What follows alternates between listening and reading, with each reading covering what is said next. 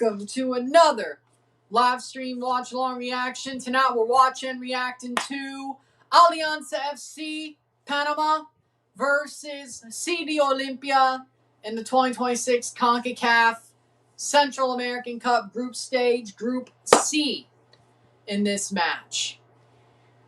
As it stands, of course, the first half of Cavalier versus Salcedo was passed in the Caribbean Cup, 0-0. In that game, 2-1 in Defense Force Brocchi. And we are here, and we're on our way.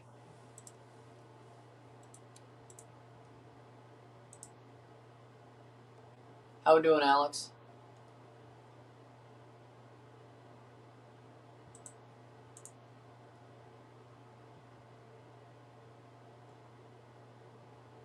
What are your thoughts on Promise David to Brighton? I'm pretty happy about it. I think it's a good move.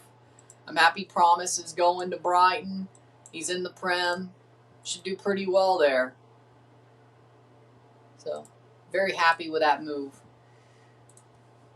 We got Alianza FC Panama contra CD Olimpia, la Copa Centroamericana de la CONCACAF. Grupo, fase de grupos, Grupo C. Partido 3. Jornada 4, of course.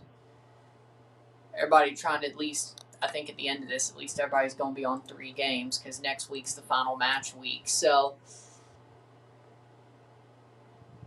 I think we save that for, yeah, I think that's what we do. We save that for the stats. Either way. Starting 11s are as follows for Alianza Panama. In goal, Jean Gonzalez. The back 4 of Reniel Perdomo, Adolfo Machado, John Martinez, Jason Ortega.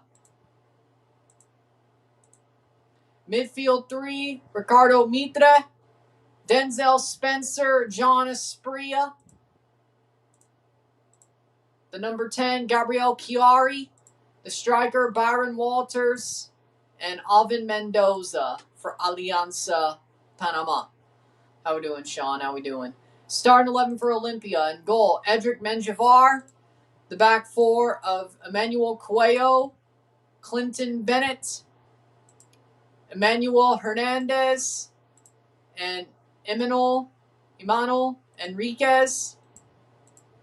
The midfield 4 of Felix Garcia, Jack John Baptiste, Axel Maldonado, and Edwin Rodriguez. And the front 2, Jorge Benguche, and Dibble. So, those are your starting 11s. And Olimpia can advance. They can clinch an advancement out of this group with a win.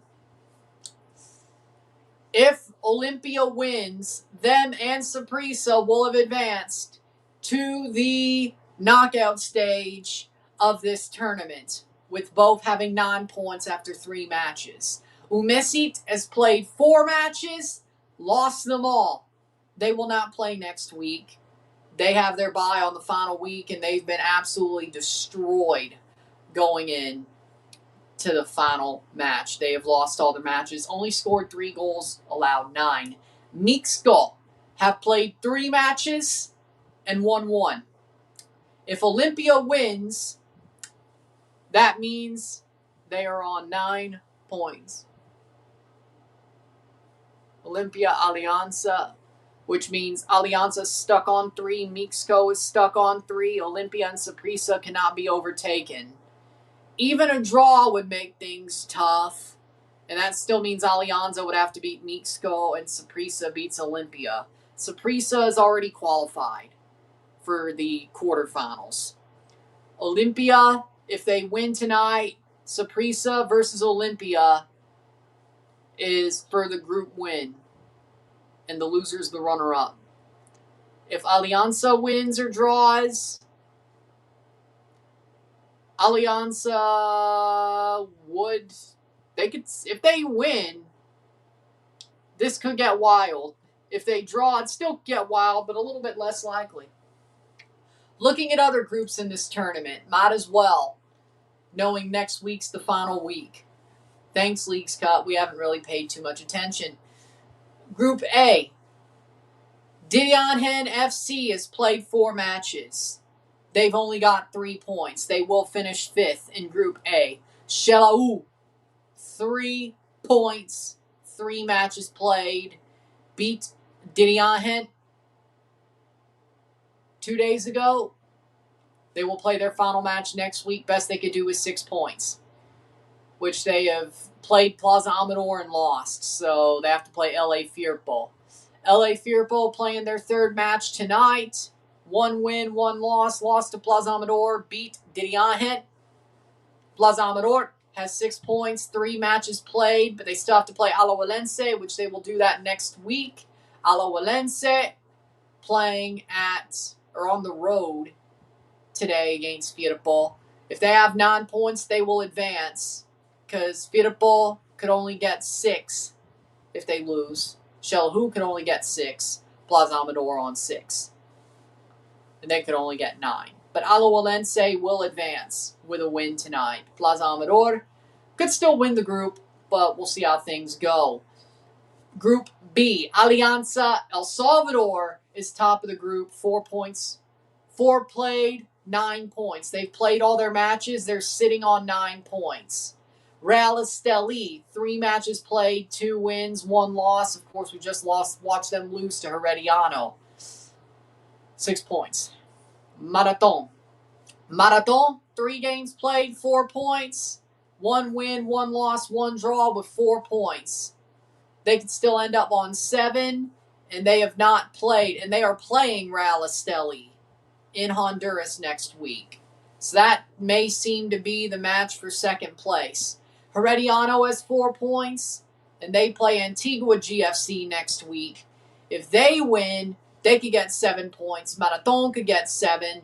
Real Esteli, if they lose, they will be eliminated.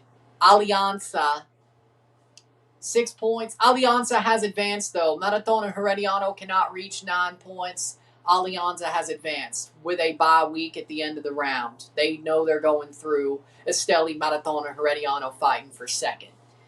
Group C, we've already went over that. Group D, Motagua played 3 matches with 7 points, 2 wins and 1 draw to Cartagenas, 7 points. Cartagenas with 5 points, 2 draws and 1 win. They beat the hell out of Verdez. And Motagua had their bye this week. Municipal has 5 points in 3rd place. Yeah, nobody's advanced from Group D yet, no. All we know is Verdez is eliminated. They've played all 4 matches and lost them all. Foz, 1 loss, 1 win, 1 draw. They're on 4 points, but they still have a chance to advance. So teams are about to walk out for this match, and we'll be on our way. So Group D, no advancements. Group C, Saprissa has advanced. If Olimpia wins this game, they will have advanced. Alianza would be eliminated. Alianza El Salvador has advanced from Group B. Esteli, Marathon, Herediano could be the 2nd place team. Alajuelense will advance from Group A with a win, because nobody could reach 9 points after that. If they lose or draw, could be something else to happen. Either way, that's what the groups look like. This game has not been started yet at all. What the hell happened on SofaScore? Thoughts? New Zealand football broke ranks with the rest of the OFC, withdrawing support for Infantino over governance and transparency concerns regarding how the plan was handled. Thoughts? Good. The more people against Infantino, the better. Olimpia wearing red jerseys. Alianza Panama. The OFC Executive Committee welcomed the U-turn, but reiterated support for FIFA President Gianni Infantino's overall decade of development work. Of course they did. Of course they did. They might be the place most benefited from Infantino's development work. So understandably, but I don't think it's New Zealand being jealous of the development of the rest of the Confederation. They're still way ahead. I think the problem is they know damn well Infantino's a disaster. So both, weirdly enough, OFC is in the right, because OFC's in the right in their mind, which at least I can understand them more than I do like Mexico. I mean, technically, Infantino has heavily positively influenced the OFC. If that's one of the positive things you could say about his tenure. Starting 11, Ambuila, Ortega, Martinez, Machado, Spencer, Asprilla, Mitre, Perdomo, Chiari, Walters, and Mendoza for Alianza Panama. So do that what you will. They give Charlie Rodriguez a higher rating than Gilberto Mora in FIFA. FIFA ratings are stupid. OFC teams was initially backing Gianni, but New Zealand said nah. Both teams have the right. Then Now Forever 2013. Jorge Camacho, Mexico. Here comes the coin toss. Yeah, I mean, I understand. If anybody I understand the most backing Gianni, it's the OFC. I'm not saying I agree with him, but I understand it. Unlike Mexico or CONMEBOL or Africa or parts of Asia. I can understand Gianni. The best thing he's done is OFC Pro League. Is building football in the OFC. New Zealand might start in 11, Menjivar, Cuello, Bennett, Hernandez, Garcia, Baptiste, Dibble, Maldonado, Rodriguez, Benguche, Enriquez for Espinel's Olimpia. Argentina versus Brazil game at World Cup in 1990. Argentina gave Brazilian Bronco water bottle with sleeping pills. That's, well, sometimes you gotta break the rules sometimes. Here we go. Game's about to get going. Olimpia wins. We know who advances out of this group. And the Saprissa Olimpia game is for the group win.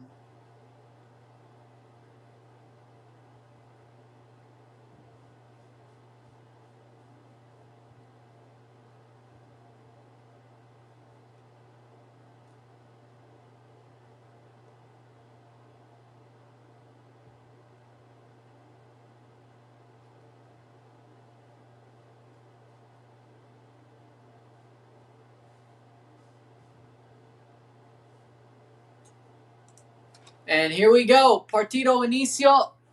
0-0. 0-0. I can't blame them, to be honest. They know New Zealand's too good. Besides 2012 OFC Cup expansion to the World Cup, it's the only other chance of other OFC nations making the World Cup. Exactly. That's my point. I think New Zealand's right to not back Infantino because that's the moral play and that's the correct answer. But at least OFC, I don't think it's corruption. I think they have the biggest argument of like, well, here's why we're pro Infantino, and I could be like, okay, so you're not scum. I don't agree with you, but you are factually right that he has helped your confederation, the bulk of it, grow the most out of anybody. Whenever a country in Asia breaks from Asia and goes for Infantino, they're corrupt scumbags.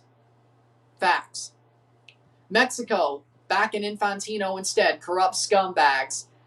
Africa, federations, CAF backing Infantino, corrupt scumbags. He hasn't even benefited Africa as much as he has Oceania. Also, CONMEBOL.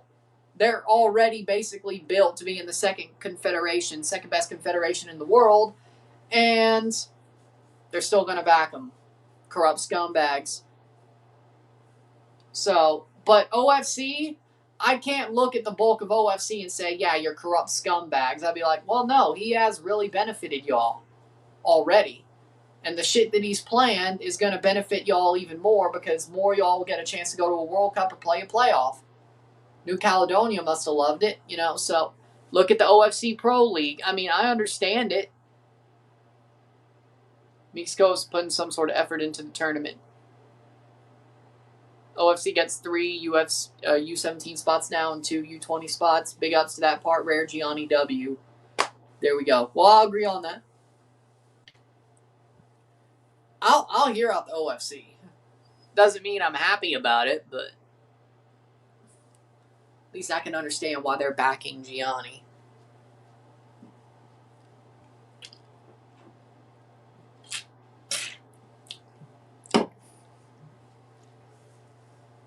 But either way, 3 minutes in. Plus the Pro League, yep. Which I already brought that up. But either way, Alianza Panama playing forward at home. Tackled, shot wide. Is Olimpia actually going to struggle today? Ooh. That's going to be interesting.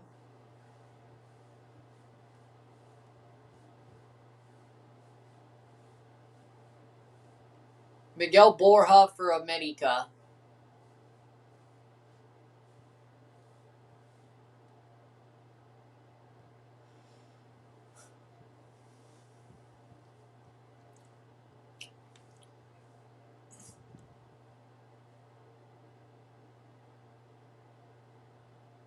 Doing any U17 games? No.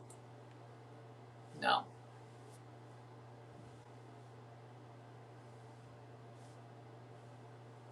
Playing forward. Honestly, the current WWE signature.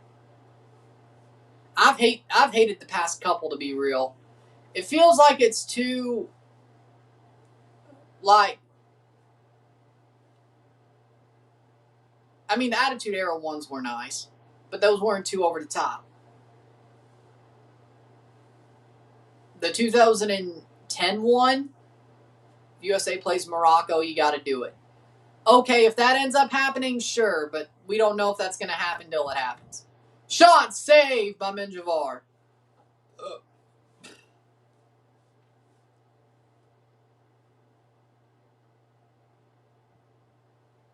L. Either way. Yeah, USA Morocco, sure, we'll throw that one up if they end up playing each other. It always ends well for me, doesn't it? Hajduk Splits UEFA Conference League game atmosphere was off the charts. Well, good to hear.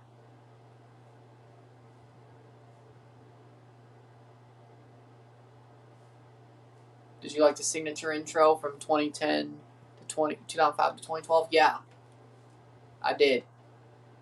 I did, yeah. Very majestic. Very majestic. Very majestic. Yeah, I know which one you're talking about.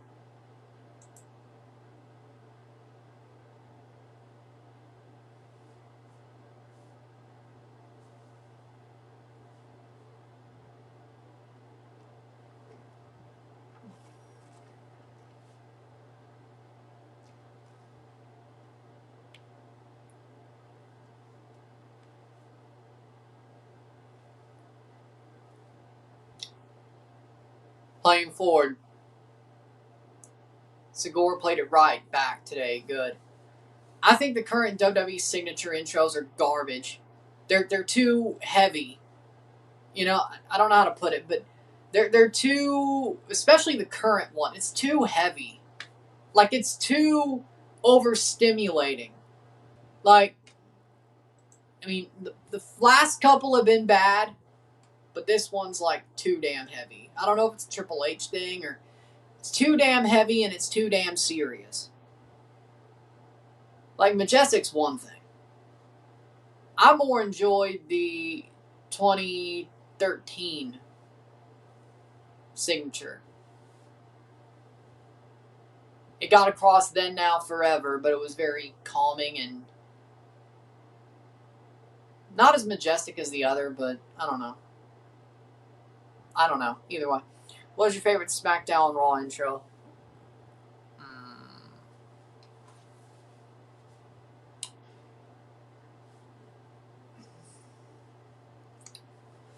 Intro. SmackDown intro. I Want It All. 2003. Theme song. Shit, SmackDown always had bangers, though. Oh. SmackDown has always had bangers, though. I don't know if I could pick a favorite song. I didn't like Everybody on the Ground. I think, well, SmackDown's had bangers ever since Want It All. I Want It All. I don't like Everybody on the Ground. That sucked. I don't like Beautiful People. That sucked. I love Want It All. I love Rise Up. Both versions. I love Let It Roll. If You Rock Like Me wasn't as bad as people say it was, but either way, fine. Know Your Enemy, Born to Run, This Life, Black and Blue, Take a Chance.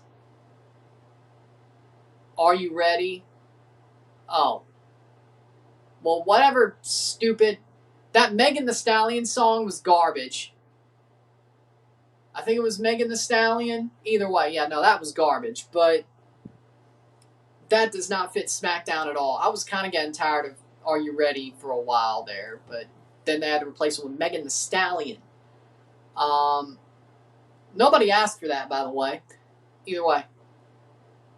Also, Nobody Better Than Me. Is that what it was called? That song's shit, too. Okay, there was a long time when SmackDown only had bangers, but it started shitty and now it's shitty again. There we go. Yeah. Raw, To Be Loved. Papa Roach. Yeah. But again, there's some bangers in there.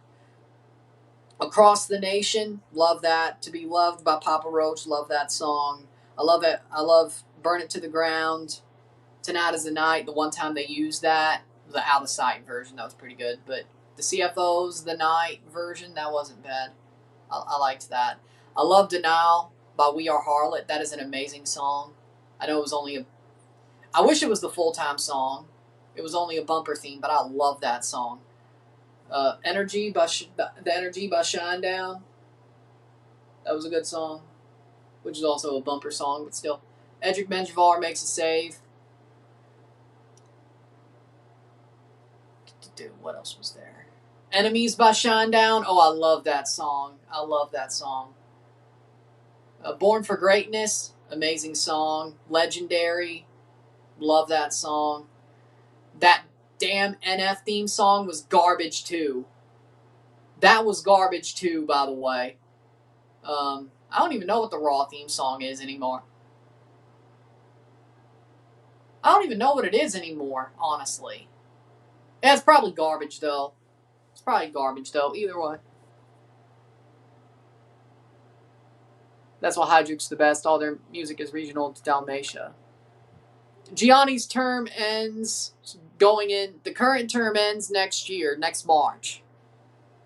Then his new term would end after the 2030 World Cup, if he wins.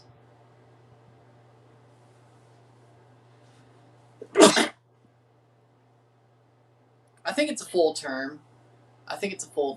Even if it's over 10 years, it's still a full term because either way, I think it's the 2030 World Cup, yeah? If he retains. But either way. 0-0. 0-0. Oh, I love Black and Blue. SmackDown. I just said I love that song. Next year's Cook then. Yeah, there's an election in March of 27. There's an election in March of 27. And they could still non-confidence him, which I think that's what they should do. If they have the votes to non-confidence Gianni Infantino, they should do it now. Which I guess they won't because they don't have the votes. But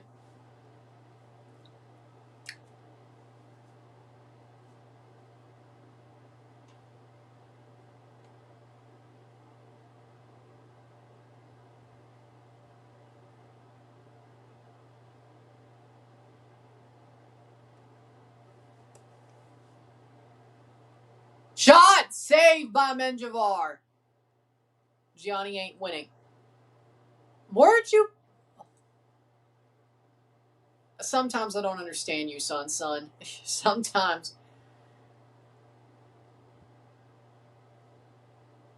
aren't you pro Gianni, though?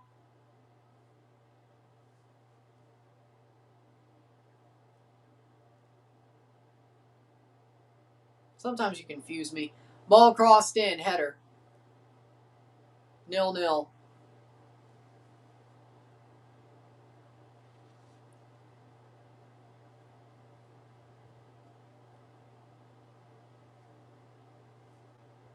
But I think they should. I honestly think if he makes it to a full election, realistically, he isn't going to win. Okay, fair enough. Fair enough.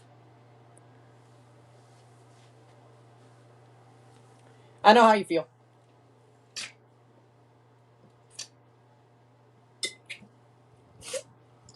Understandable. Sometimes you know something's unwinnable anyway, but you still fight for it. And then it hurts when they lose, but you saw it coming anyway. Understandable. Understandable. 0-0. Settle.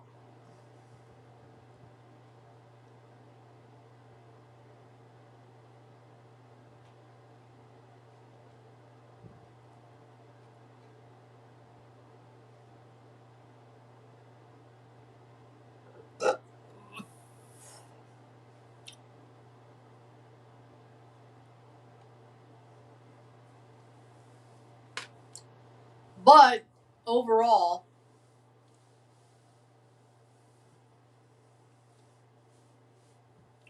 honestly, I think there's a better chance of getting rid of Infantino if they know confidence him. I think if he makes it to March and makes it to an election and he runs, I think he's going to win. I really believe that. Only because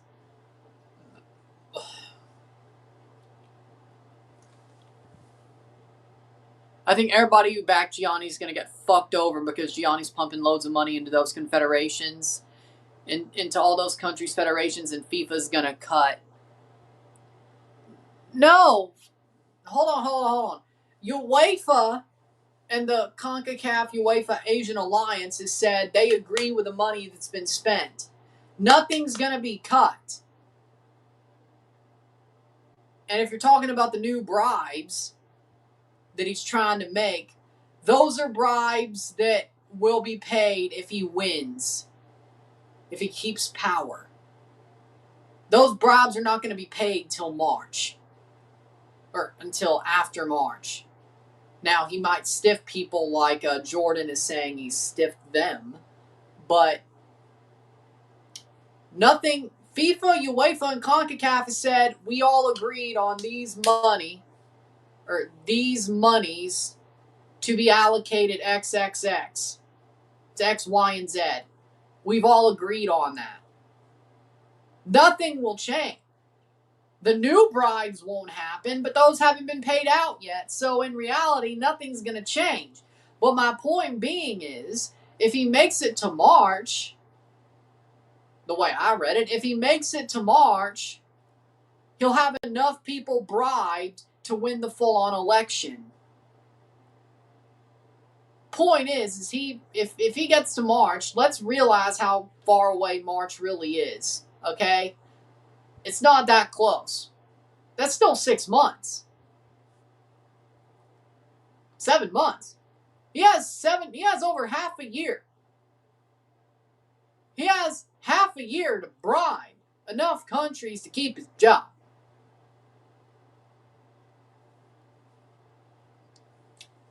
And I think there are countries that the longer that UEFA, CONCACAF, and Asia try to hold the line are going to be peeled off, especially from Asia and CONCACAF. He's already got a couple. Now, I think CONCACAF can lose, like 20? Or like the anti-Infantino brigade could lose like 25 and still win? You would think they have the numbers, but I guess there might have to be bribes the other way. But part of this for UEFA, CONCACAF, and Asia is that to keep people on side, they have to basically say, yeah, nothing's going to change. The money that we said The Club World Cup is not going away. It's going to stay. The expansion of the World Cup will still happen to 64 teams. And then the money that's agreed to give to these smaller countries is still going to be given. So that's not the problem.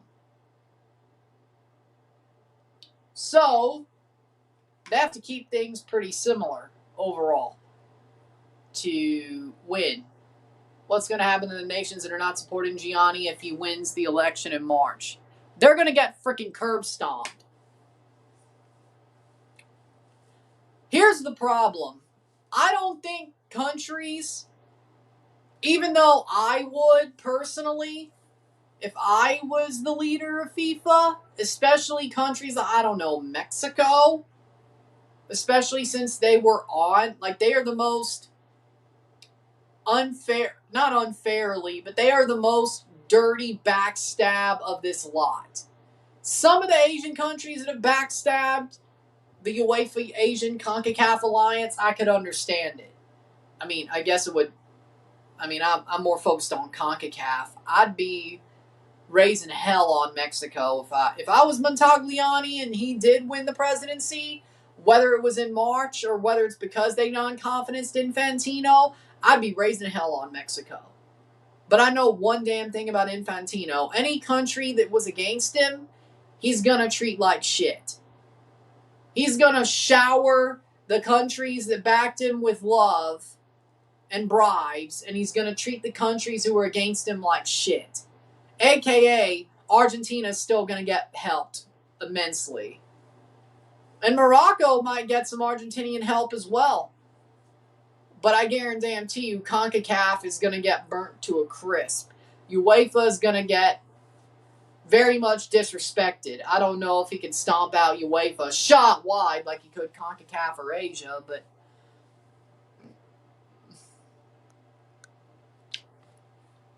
so he can cut how many spots CONCACAF gets if he wants to, yeah. I don't know what Infantino will do, certainly, to countries who haven't backed him. If he does stay the president, reelected, I don't know what he'll do.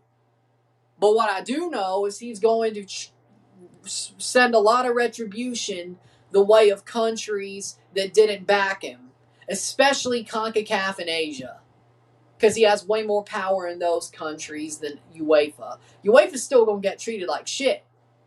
And the countries that backed Infantino are going to get loved on and bribes and money out the ass. Probably more World Cup spots. Wouldn't shock me. Point is, if you want CONCACAF to stay at the same level, if not keep growing, you should want Infantino to go. He will treat CONCACAF like shit. Except for the teams that he peels off to vote for him. Just got Bogo Chipotle. It was good portions today. I ain't cooking tonight or tomorrow. Well, that's good. Thoughts on the MLS might change in the playoff format again. What are they doing?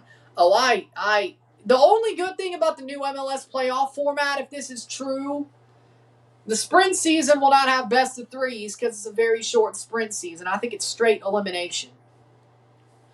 I think the sprint season is straight single elimination when we get to the playoffs. It's more similar to the 2019 to 2022 format, I think, isn't it? Pretty much. So that's good. I'm glad. Basically what I'm saying is I'm glad this is the last time we have to see best of threes in the MLS. But if you thought they were going to do anything smart to replace the best of threes, you were very, very wrong. Double elimination, double chance playoffs. There's a play-in round to get into the quarterfinals, I think. The top 8 gets seeded into a top 8 round. The winners of those matches move on to the, quarterfinals. Either way, There's play-in matches to move on to the matches against the losers of the quarterfinals, the top 8 matches. Is it 4? That'd still be quarterfinals. Either way, I think it's absolutely, I don't even understand it, really. I hate it. Is best of 3 no longer a thing now? Not after this year.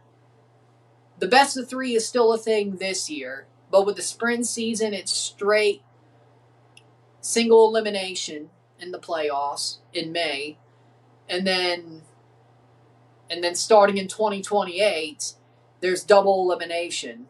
This 20-team double elimination playoff, or at least that's what's being bandied about.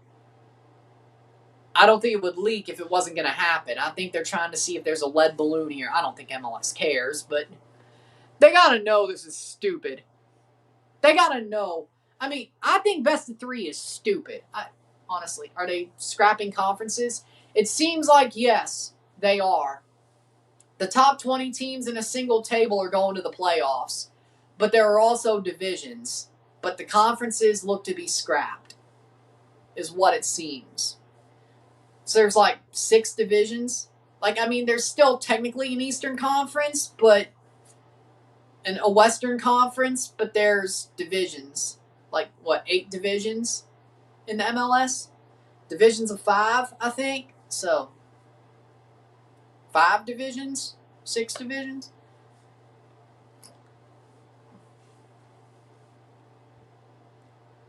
I don't like Becky Lynch's theme song. I miss her old theme song. So, I don't exactly like it. CONCACAF effing up. Trinidad will never see the World Cup again. Well, you had a chance this year and you didn't see it, so I don't exactly know why you're so shocked. Either way. Infantino loses his job and they will. Well, I don't know. At least there won't be spots taken away from CONCACAF.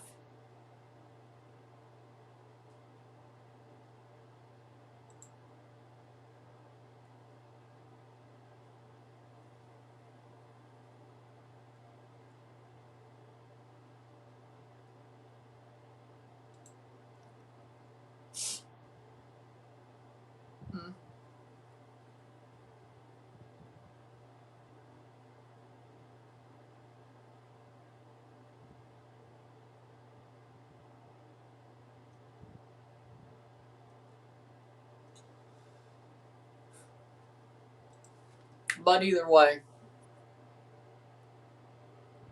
Liga MX is bringing back promotion relegation. Only in the lower divisions.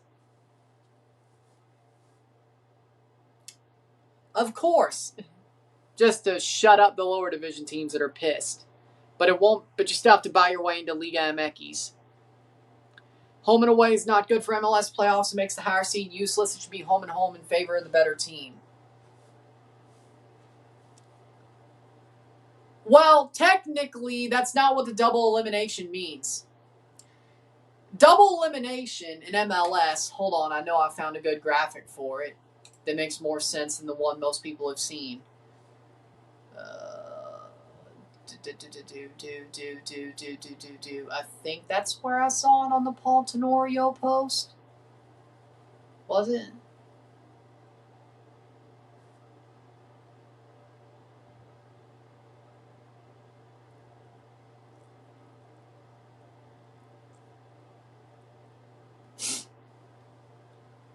Double elimination reseeding.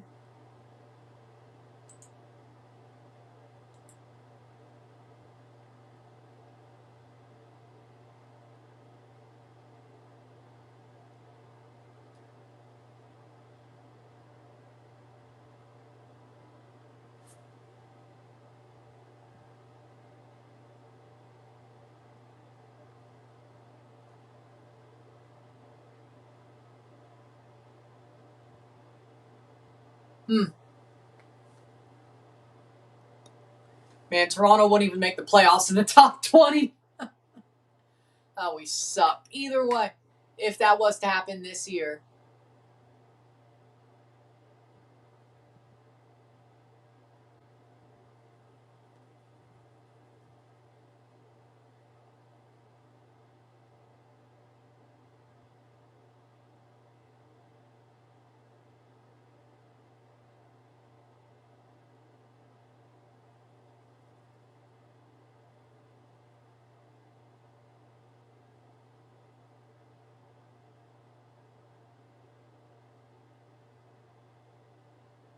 Okay, so this is what it sounds.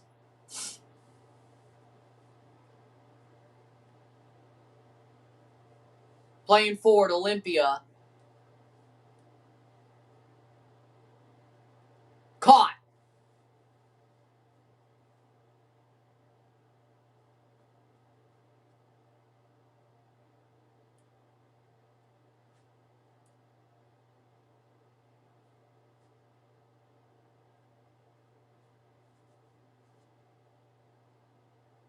Bottom 12 losing out.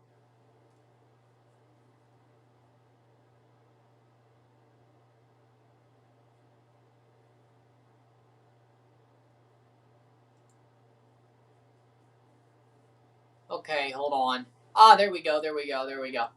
All right, so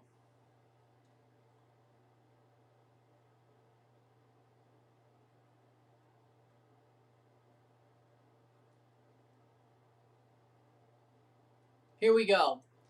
Here's a better graphic. 13 to 20 is 4 matches and out. 13 versus 20, 4 matches to play in and out. 9 to 16 have 4 matches. If you lose, you're out. 1 to 8 has 4 matches. So the winners of the 1 to 8 games will move on to the quarterfinals. And if the road team wins, they move on to the quarterfinals. And if the home team loses, they have a home game against the winners of the 9 to 16 matches. 13 to 20 play into those matches. The winners of the 1-8 matches and the winners of the matches between the winners of 9-16 and losers of 1-8 play to play into the quarterfinals, and then from there it's straight quarterfinal, semifinal, final. So basically, if you're a team who's a lower ranked team, you have to win 6 away games to get to the MLS Cup. And I mean, it's not exactly home and away. Not going to lie, if Mexico joins CONMEBOL, that'd be hella hyped as well. I mean, that means Infantino's still in power, and I don't exactly want that. Either way, 0-0, settle. For me, I look at it and I say, I look at this and I say,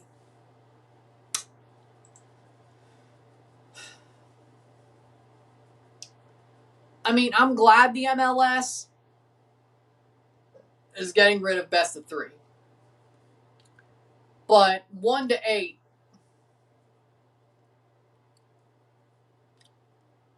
the bottom 4 in the 13 to 20 matches,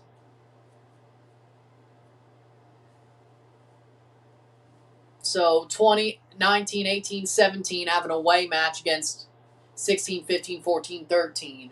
The winners of those matches play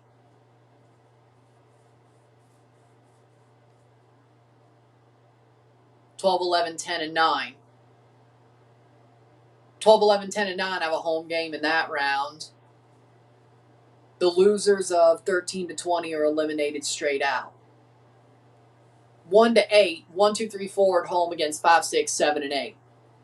The winners of those matches, those 4 matches, move on to the quarterfinals. The losers have an extra match to play on whether home or away against the winner of the 9 to 12 matches. Or, you get what I'm saying. 9 versus 12, 9 and 12 versus the winners of the play-in. The winners of those matches. So then you have 4 play-in matches between double chance losers and play-in winners, so to speak. Then the winners of those 4 matches go into the quarterfinals with the 4 teams of the top 8 that advance. The higher seeded teams would have the home game. Either way, that's a lot of playoff info. And it's very confusing.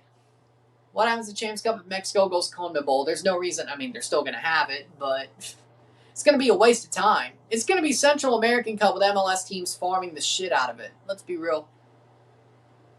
And maybe CPL teams. Well, no, they still have to play MLS teams. 33rd minute. Basically, hopefully, Infantino does not win a damn thing. 0-0 between Cavaliers Salcedo, 77 minutes in.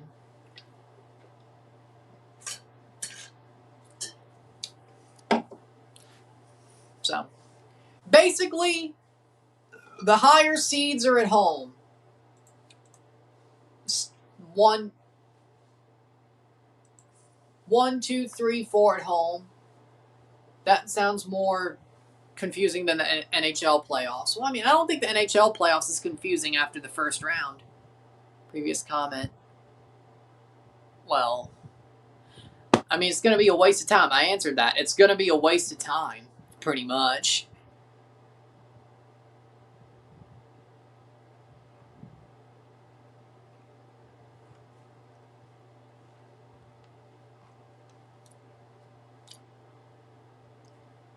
I mean, it's going to basically be Central American Cup with MLS teams farming it.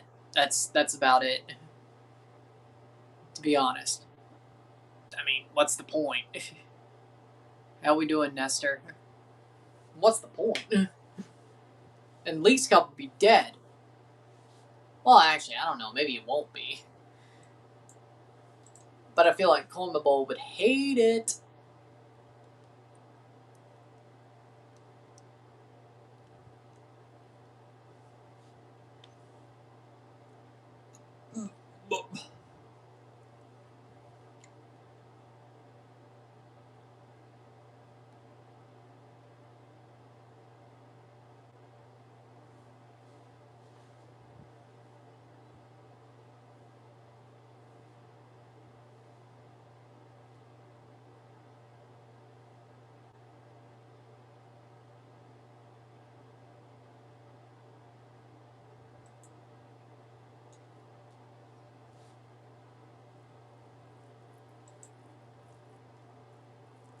You never know. Defense Force could win it again.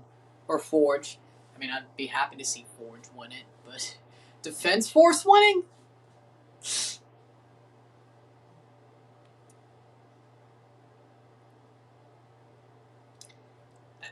I don't know.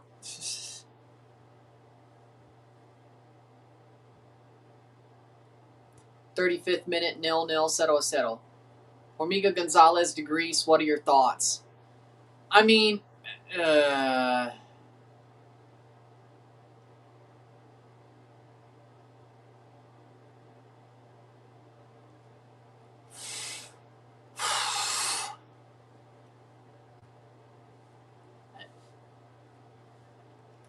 don't like it, really. I mean, I feel like he could have had a better move if he waited 6 months.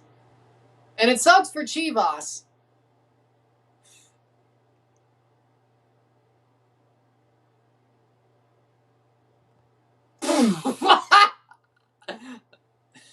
Yeah, that's hilarious. Well, but,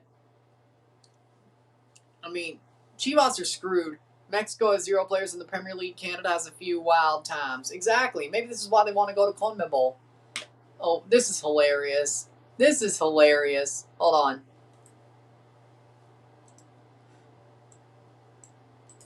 This is hilarious. Y'all got to see this. Video of Federico Gatti getting slide tackled by a fan who's invading the pitch. This is hilarious. Yeah, but he wasn't scoring goals either. Scoreless drought, 12 games. Well, it also doesn't help when you're pulled out of the team for the playoffs because you were at the World Cup squad. That sort of makes it a 12-game scoreless run.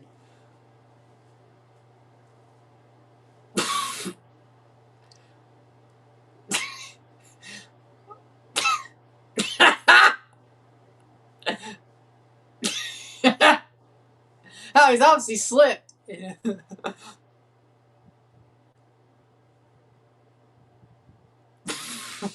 Simeone already submitted an offer for him.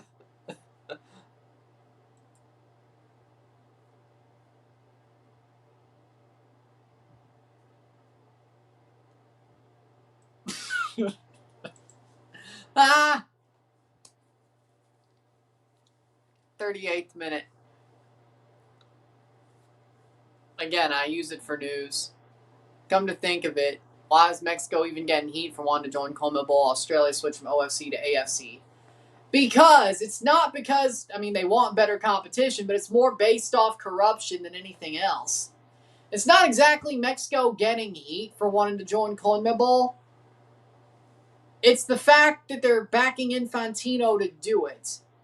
It's the fact they stabbed CONCACAF in the back when CONCACAF made a joint statement saying they have pulled support for Infantino with Asia and with UEFA. Mexico openly, I mean, I guess I can't be surprised, but I guess I can't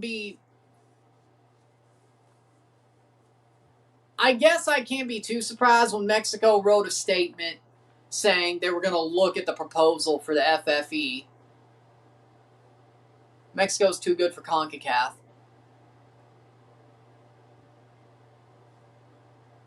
Australia is also near Asia, so it makes sense. CONCACAF, Mexico's closer to CONMEBOL than Australia is Asia. Unless you're counting like India. I mean, I guess you could say Australia's closer to Southeast Asia but I still don't think there's much of a difference. Is this guy good? Well, I mean, you got to think about Southeast Asia. They lose games to Honduras, USA, and Canada are equals.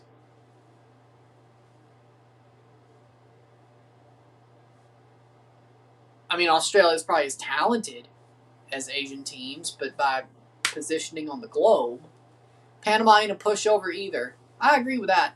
You do realize New Zealand's like right next to Australia. You do realize that, right?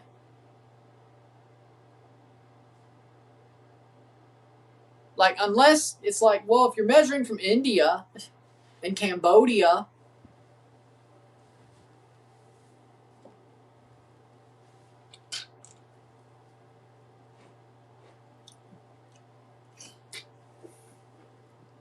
maybe it is as close as Mexico is to South America, but, I mean, kind of look at Central America.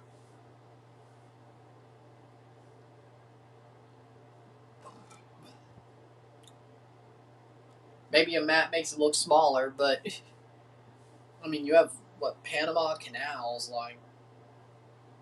Colombia is the closest South American country to Mexico, which is 5 hours away. Okay, so tell me how close India is to Australia.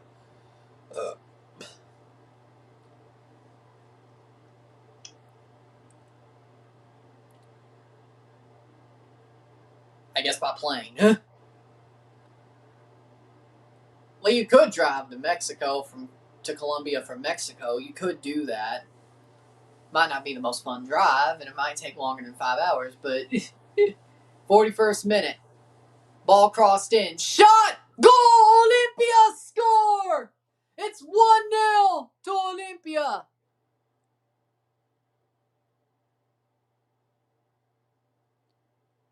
Cero uno, Olimpia. Perfect cross and put it away. Yeah, but India's in the AFC is my point. Like Australia is. That's what I'm trying to make the point. Either way. Olimpia, what a play. What a play. Perfect cross, open space, put it away. Olimpia leads in the 42nd minute, right before the half.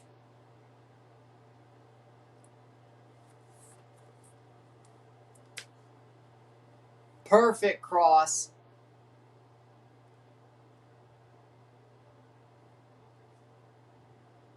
Boom. Enriquez. It was Enriquez. Emmanuel Enriquez with the goal.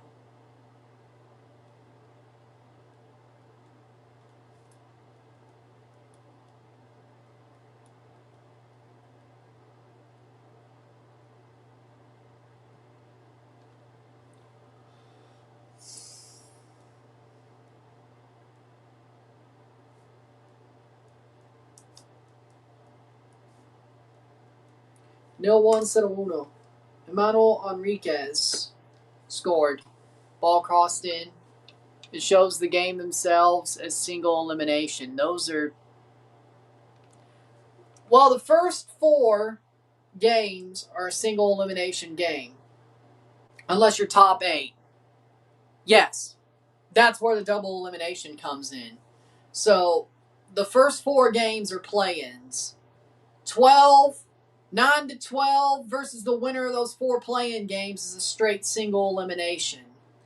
The winners of those 9-12 versus play-in winners move on to the quarterfinals. Or the play-in round, pre-quarterfinals. The winners of the 1-8 matches move on to the quarterfinals. The losers of the 1-8 matches play the winners of the second play-in to go to the quarterfinals. Then the final 8 goes from quarterfinals, single elimination, to semifinals, single elimination, to cup final, single elimination. So really the only double elimination is the top 8. You have to lose 2 games as a top 8 seed to be eliminated from the MLS Cup playoffs. From 9 to 20th, you only have to lose once to be eliminated. So, yeah, I guess that is a little bit more simple. See the way you explained it. See, that's how confusing it is. It is very confusing. But that was probably the best way to explain it. Yeah, it took like 5 times, but I think we finally got it. All right, so single elimination from the play-in from 13 to 20. The winners of 13 to 20 play 9 to 12. 9 to 12 versus winners of 13 to 20, single elimination. Winners go to the double chance play-in. 1 to 8. Winners of 1 to 8 go to the quarterfinals. The losers of 1 to 8 go to the double chance play-in. Losers of 1 to 8 play the winners of the 9 to 20 series. Let's just put it like that. Winners of that double chance play-in go to the quarterfinals against the winners of 1 to 8. 1 to 8, and then the quarterfinals are just straight to the semis, then straight to the finals. So really the only double elimination is 1 to 8. 3 minutes of stoppage time. They're the only ones who have a double elimination chance. The difference is if you finish 13, 14, 15, 16, or 14, 15, 13, 14, 15, 16. 13th to 16th, you have a home game in the play-in round. If you finish 9 to 12th, you have a home game against the winner of the play-in round game. If you finish 1 to 4 in the top 1 to 8, you have the home game in the 1 to 8 round. So, finish top 8. I don't know how MLS thought on the playoff format.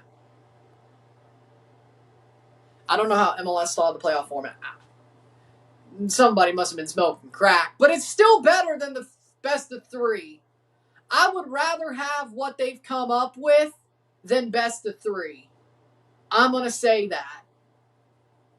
I mean, I can understand saying 20 teams is too much for the playoffs. But if you're on the road in that play-in round, it's much harder to win 6 games on the road to win MLS Cup than win 3 games at home to win the MLS, or 4 games at home to win the MLS Cup. It's much harder. And some of those are on short rest. So I think the higher you finish, the better chance you have to win the Cup. Which, I mean, I guess you could say that anyway, but with a best of 3, you still get a home game. And if you have a wild card game, you get 2 home games. So I feel like double elimination, honestly, is smarter to me. This new format, I like better than the best of 3. I never really liked the best of 3, to be honest. I'm not really a fan. Like, the best of 3 didn't really do it for me.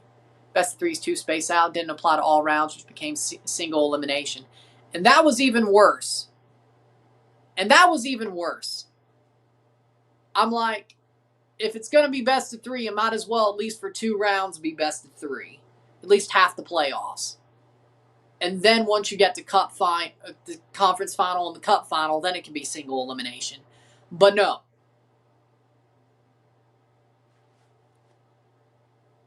Conference quarters, conference semis, and then the conference. Yeah.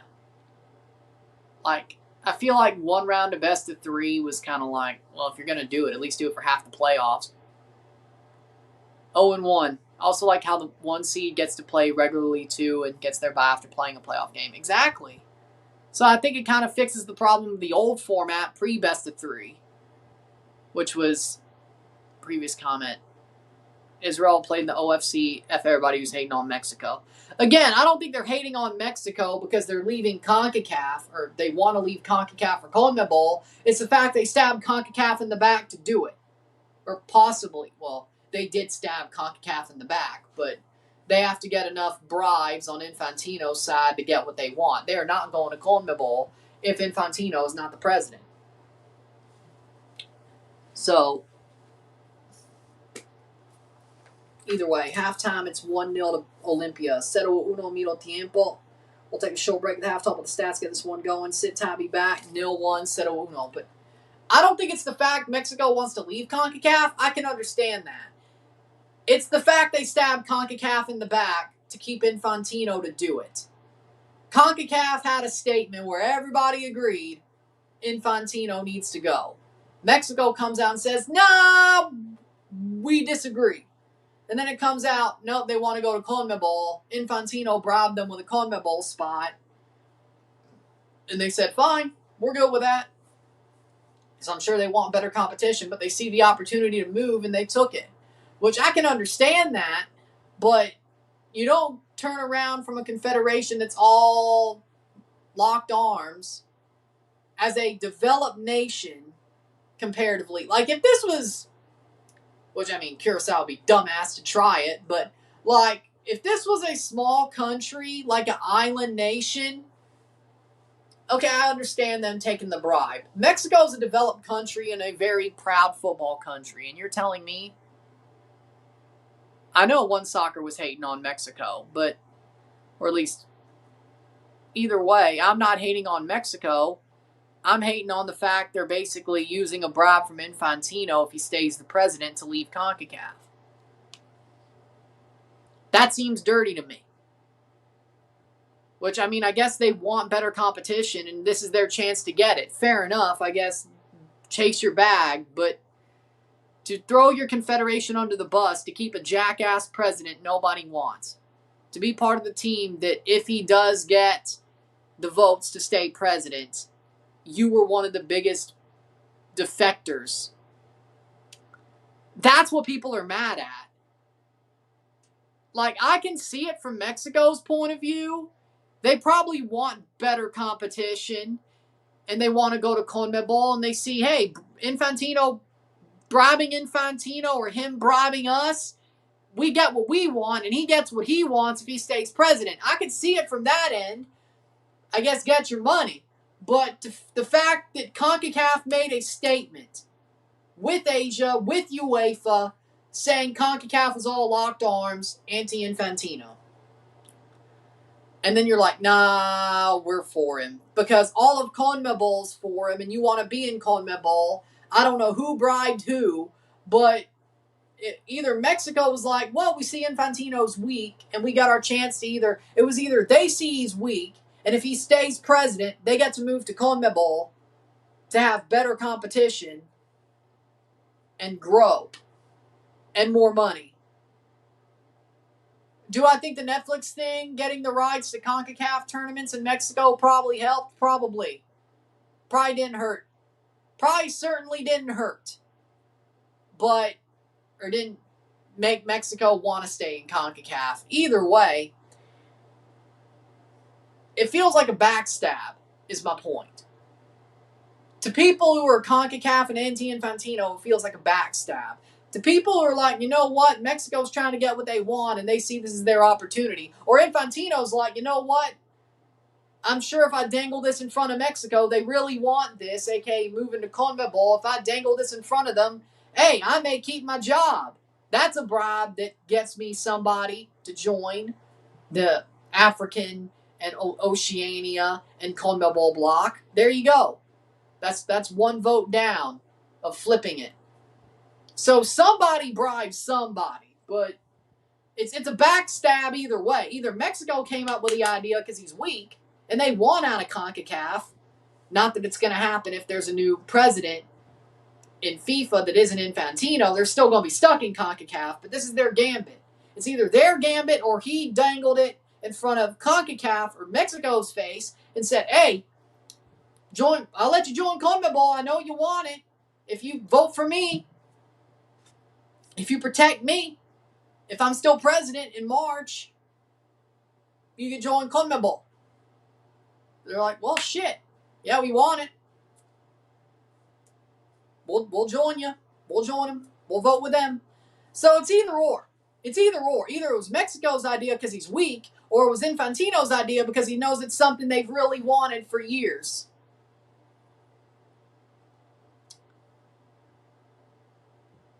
So it's either or. I don't know. It may be both. Maybe both bribed each other. I don't know. Maybe it is a simpatico bribery. Like, hey, Mexico's like, hey, we might vote for you if you let us go to CONMEBOL. Like, I know you really want that, and I need the help. So let's scratch each other's backs.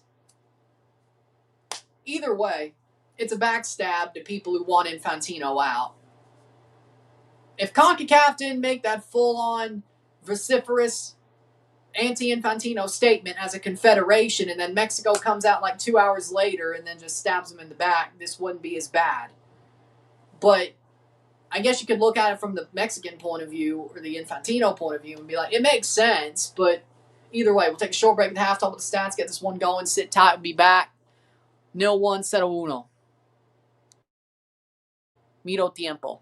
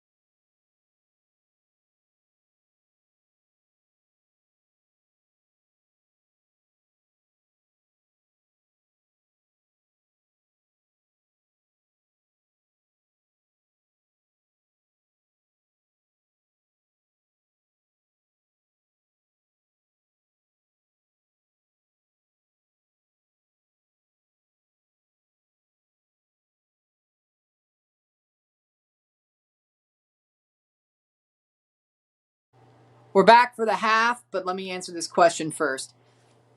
And this might sound hypocritical, but my answer to this. Let me ask you, this, has New Zealand snaked OFC then? Because they're back in Gianni full 100%. I mean, I guess yes. Yes, I guess if you're part of the OFC that's backing Gianni after New Zealand, they did a reverse Mexico, but it's still a backstab, yes. But I'm not as mad about it because I want Gianni gone because he needs to go. But yes, it's a backstab. Yes, it's a backstab, but it's a correct backstab. It's the backstab you want to see. But I'm sure there's people in the OFC that are like, oh, New Zealand on high. Oh my word. They're protecting their spot. Like, none of us are going to be, it's going to take us a long damn time to be as good as them.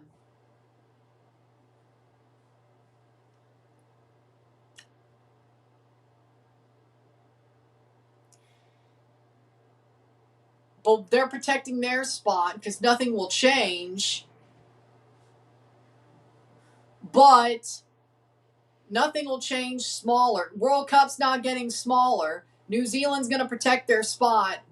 But we need Infantino to help keep growing us. And they said we're fine because we're on high in this confederation and always have been. And now we have our World Cup spot. We're going to pull up the ladder on you. I guess there are people looking at it like that from the OFC. But I'd rather be looked at as the guy who stabs somebody in the back because I pulled up the ladder than stabs somebody in the back because I'm corrupt. If that was me. Because some people are going to look at pulling up the ladder. Right? I would rather pull up the ladder and be called somebody who stabbed somebody in the back as I was pulling up the ladder because morally that's the right thing to do. Because morally, pulling up the ladder in this situation is the right thing to do. If the byproduct of getting out Infantino's pulling up the ladder on the rest of them, it's the right thing to do. It's the right thing to do. If that is the byproduct.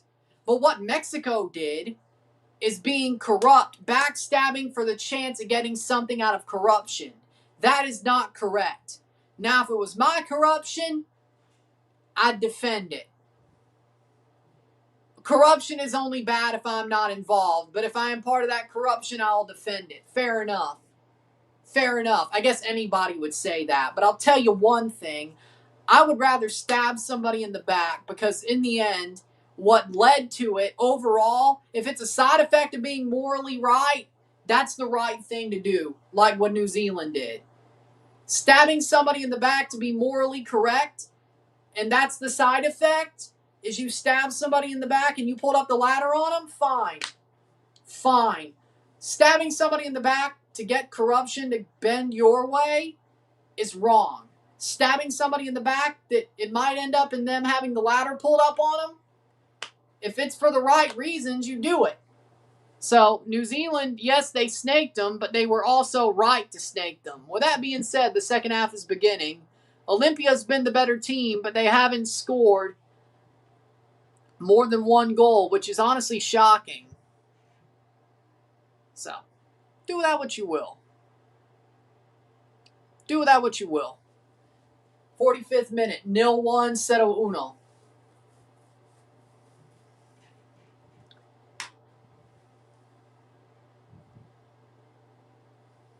So,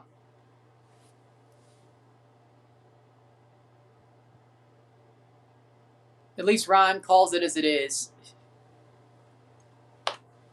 Well, I mean, that's exactly what I do. You never could say, hey, I'll say it like this. You'll never be able to say that I'm bullshit.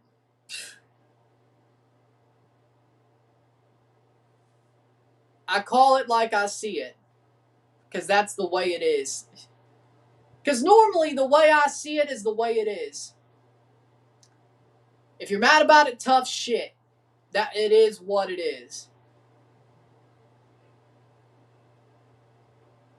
And if I'm going to say something hypocritical, I'm going to say, I'm saying something hypocritical because I hate being a hypocrite, but if I'm going to say something that's hypocritical like I just did, I called it for what it was. Said this might be hypocritical, but again, sometimes morally you have to be hypocritical, I think. Morally, sometimes you have to be, especially in wars like this with FIFA. Now, I don't have a vote, but throw in. Either way. Header.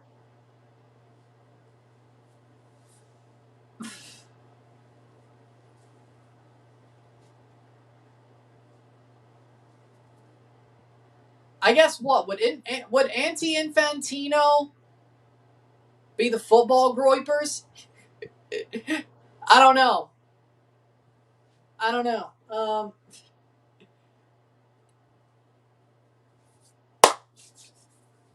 They need Gianni to keep feeding them deals with Macron, Under Armour, and Reebok. Exactly. Exactly.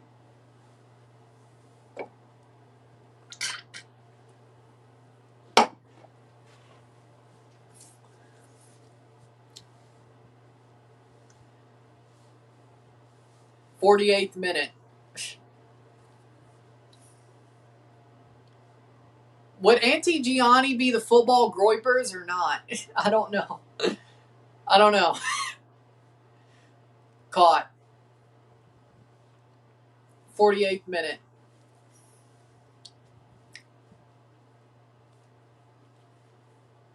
Nil 1. 0-1. Segundo tiempo. Olimpia líder.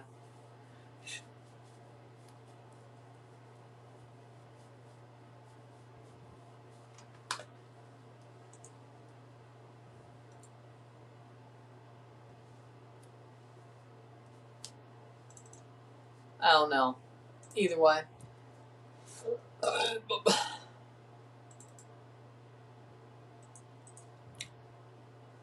Add Belize to the OFC. Okay, that's even stupider than adding Mexico to CONCACAF. Or CONMEBOL, I should say. My bad.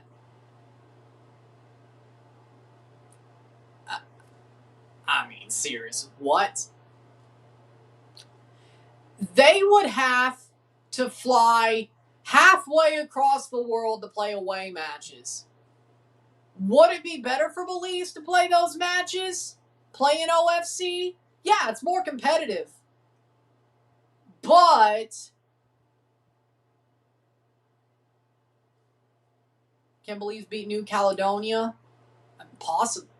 Yeah. I mean, I think they could easily find a way to beat them by year 1, year 2 of being in OFC. Yeah. I don't think instantly, but I mean, they do have a solid team.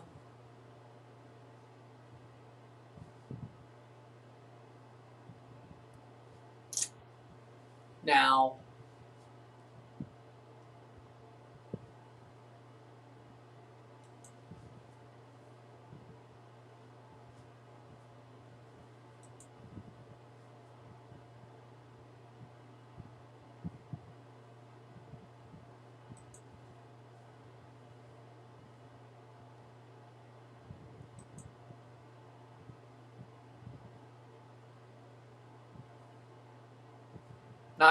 not right now. Clear away. Yeah, not right now.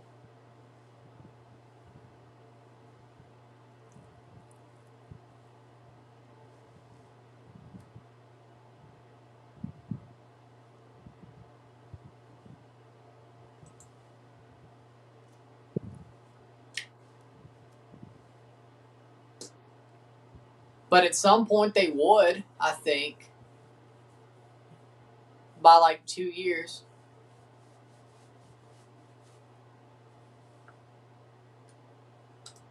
Either way. Mitra on for Alianza. 50th minute, 0-1. But either way, we have a third match to be live for, and hopefully it's good enough to review. Well, it pretty much is a group. advancer, I guess. Headed away. Cleared away.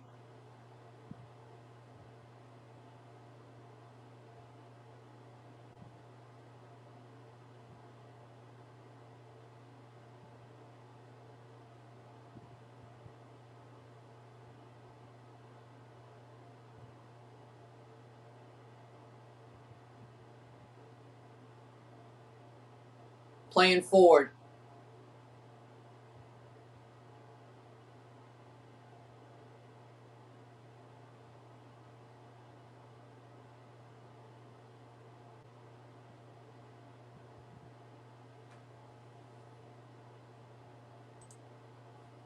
But 52nd minute, 0-1.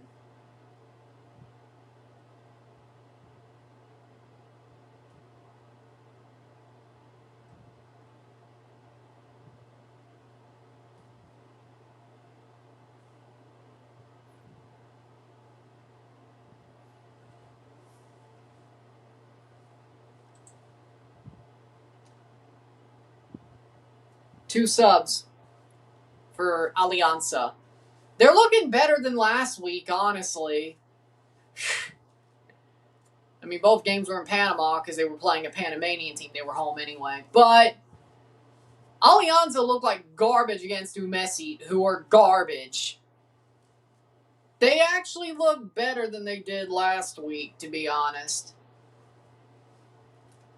I gotta say, they do look better.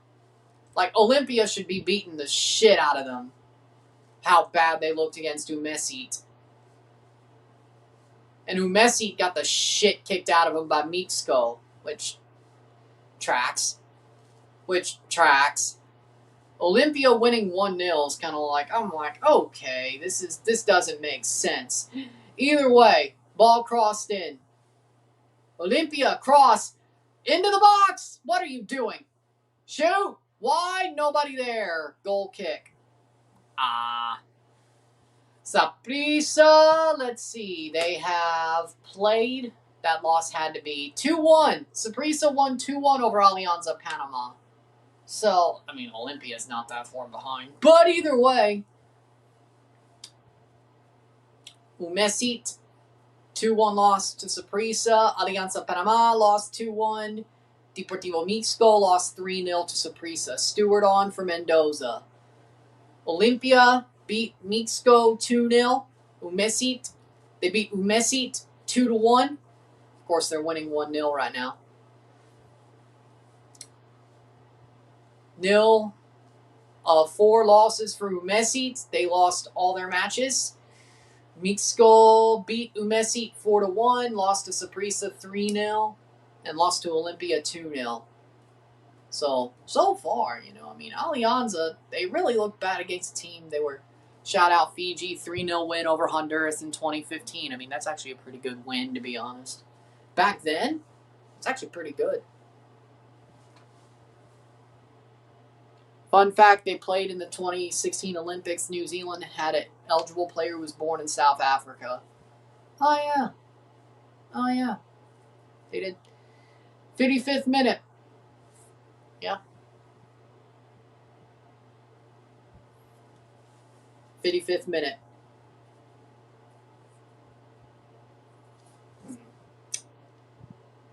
So, player down hurt for Alianza. Perdomo. Again, let me make sure. That was the U20 World Cup Fiji versus Honduras Classic game. Well, yeah. Still a good result, though. Very good result. Alajuelense, if they win tonight, they will advance. Yep, tonight is an advancement game, so if they win. 7 points still wouldn't be, well, Firpo could still hit 7, yeah. Still could. Shelahu, if they were to draw. Shelahu couldn't, but Alajuelense wins, they advance. Plaza Amador could still be eliminated by the end of next week.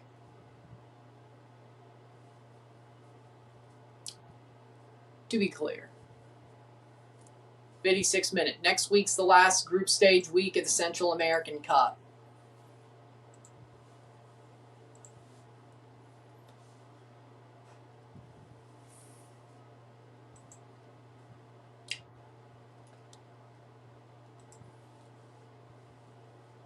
Perdomo being pulled off.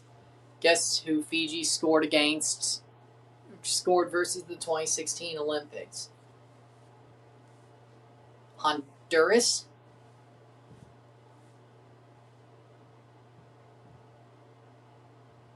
It's got to be Honduras, yeah?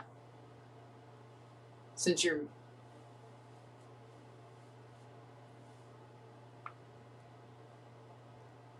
Mexico. Oh. Oh, okay, it was a CONCACAF. Okay. Mexico.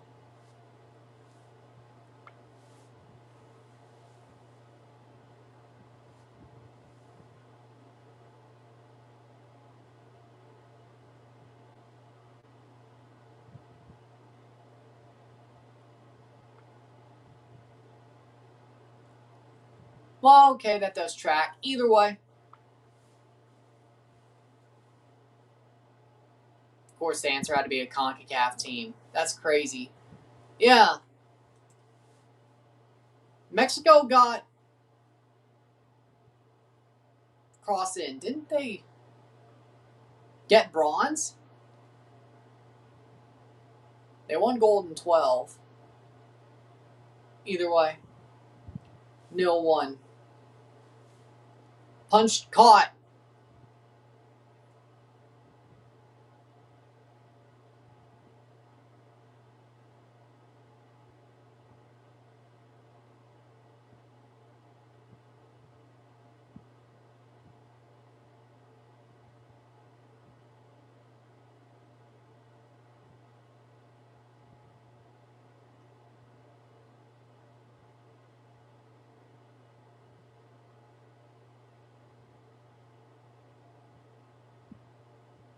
It is pretty crazy, though.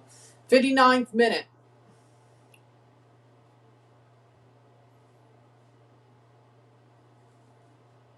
I think Honduras did make the 2016 Olympics, though.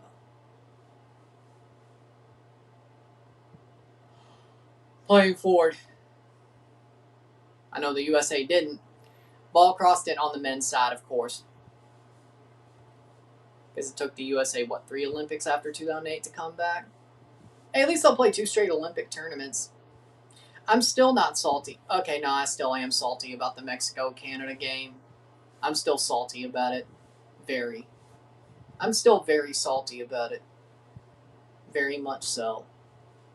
Either way, at least we made the U20 World Cup. I will do those games, don't worry.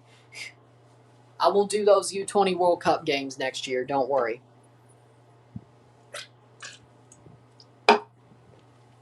And hopefully Shola's healthy for it. Hopefully. Either way, 60th minute.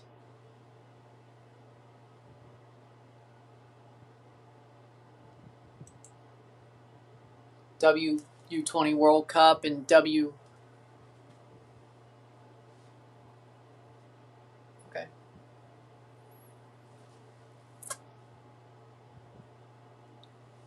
Playing forward, Olimpia. Chance saved by the goalie. And I will do the Olympics, don't worry. I'll do the Olympics in 28, even with Canada not in it. I'll still do the CONCACAF games at the Olympics. And if Morocco makes it, then yeah, of course, Morocco as well. And if Morocco plays a CONCACAF team at the U20 World Cup, we'll do that as well.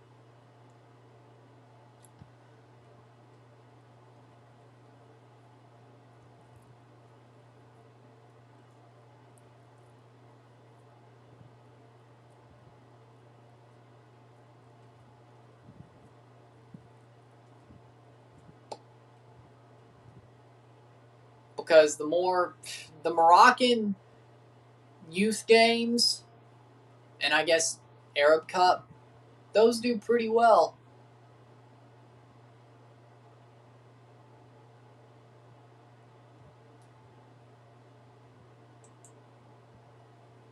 61st minute. Just coming out of church. Nice, Daniel. Nice. 61st minute, 0-1.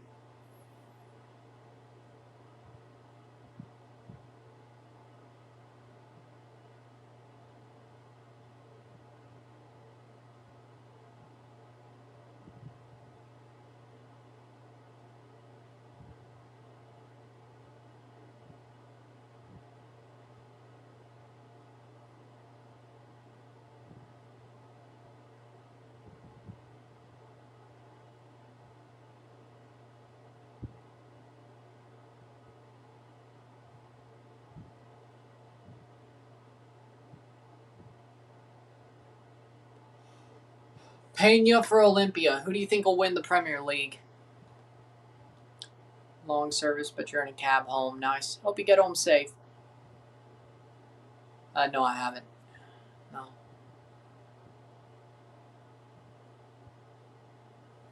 Who do you think will win the Premier League?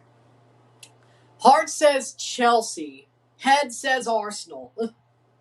My heart says Chelsea's going to pull a Conte 2016, 17, 10 years on. Head says Arsenal retains the Premier League. I don't think Man City's going to be anywhere near. I think Chelsea, I'm going to be real. I think Chelsea or Man United are going to be Arsenal's closest. I think the truth is this. I think Man United and Chelsea are going to be Arsenal's closest competitors. That will be the title race. I don't think Man City is going to be in the title race. I think Maresca is going to be closer to getting sacked than being in the title race. I'm being honest. Something's a little bit fishy with City, is all I'm saying. Something's a little bit fishy with City. Either way, I do think Chelsea will be in the title race. With the fact they have no European football, just like 2016-17, a manager who has a back five, just like 2016-17, and a manager of the quality of Xabi Alonso, who was a invincible league winner in Germany with Leverkusen. And they're building the team the way Xabi wants it. I believe in Xabi Alonso, is my point. I believe in Xabi Alonso. Xabi Alonso, he can win the Premier League this year. I believe that 100%. And I believe Chelsea's in the title race because they only have one game to figure out about every week. And I think they'll do very well in the cup competitions. I think they could possibly, just like 2016-17, I think they will be very close to a domestic double or treble. I really believe that. But I could see the season going in a way where Chelsea wins a domestic double or a treble domestically. I could see it. If it goes perfectly, yeah. Or damn near perfectly, I think they could win a domestic double or treble. I really believe that. That's a very likely possibility. Or a very possible possibility. But, of course, realistically, gut, like the ones on your RSRs. Do you ever think about changing up all your thumbnails? I mean, after I've thought about it more recently.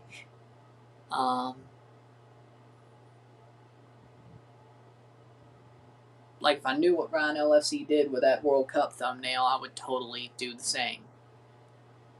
But I honestly would. I think it's probably better than the Instagram story thumbnails, to be honest. But I feel like, I don't know. I may make my decision early, and I may start doing those thumbnails full time if I know how to do them before the start of next season. But I got to make a decision by like late December, mid-late December. Because either way. Thoughts on Kevin red card. I got to respect it. As I said, I respect it. Kevin Sullivan was defending his brother, and Yannick Bright was being a punk.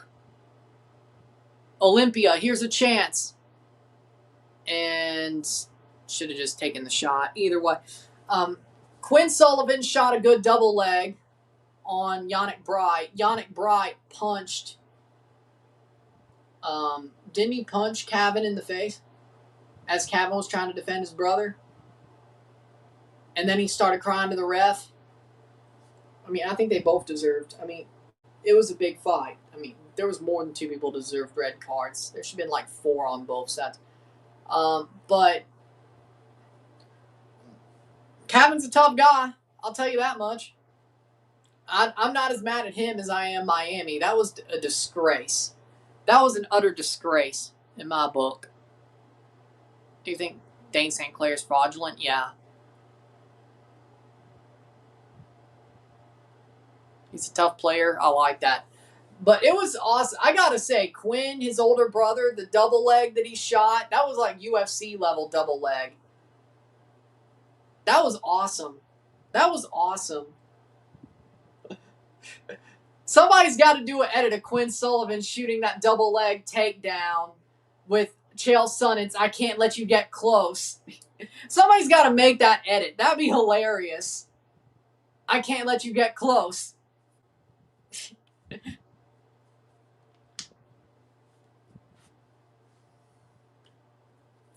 I can't let you get close. But then again, a double leg is... At least Pinter got his goal. Yeah, good for him. Good for him. But Miami freaking lost their minds. Philly was defending themselves. Miami started a fight. A big old fight. It's time! Like it was UFC.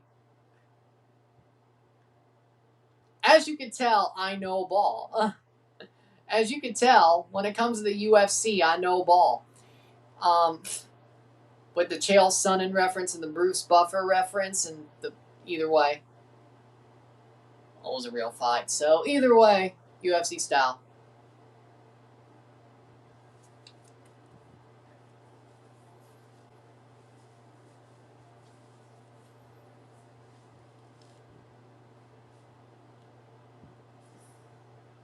Ball crossed in. 69th minute.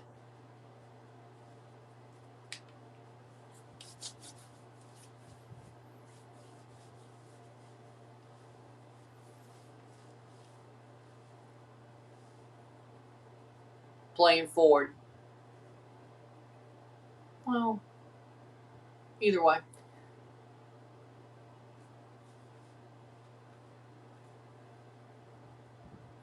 True. 69th minute. 0-1. Kenyon Lee with a banger goal on debut for Atletico. What a goal. Well, good for him. I know, Michael Buffer is the boxing ring announcer and former WCW ring announcer. Bruce is the UFC guy. Michael Buffer is Let's Get Ready to Rumble. Bruce is It's Time. But it's funny they're both ring announcers for combat sports. It is kind of funny. But they had both of them at the World Cup final, you know. Everybody knows that about the Buffers, that they're brothers. Or was it half? Either way. But everybody knows that they're brothers.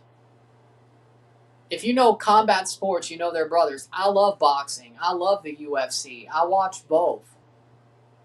The cool part about the UFC is now it's for free on Paramount Plus. But are there boxing pay-per-views that I'll still watch? Third-party wise? There's a couple I'll buy. Of course, the Netflix pay-per-views I'll watch because those are for free as well. And I guess Zuffa Boxing at times as well. Zuffa Boxing actually has some really good fights as well. But either way. Also, the fact there's an HBO boxing channel. People clown Lee Gun, man, did that on debut. Well, I mean, I never said Kenyon Lee wasn't talented. Never said he wasn't talented, to be honest.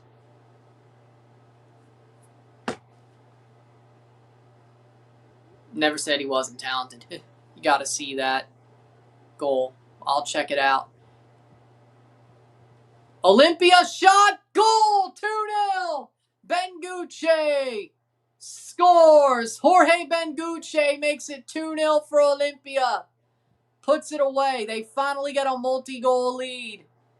Jorge Benguche, the one long-term seems to be one of the only long-term players Espinel kept. And he slots it home. Jorge Benguche, Olimpia stalwart, gets his goal.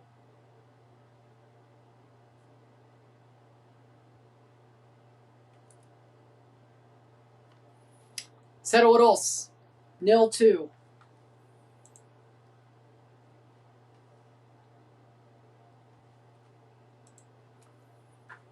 72nd minute. There we go. Either way, Patty. I mean, I'd say currently Patty the Batty Pimblett is my favorite UFC fighter. Yeah. Currently, yeah, I'd say so. I'd say so. I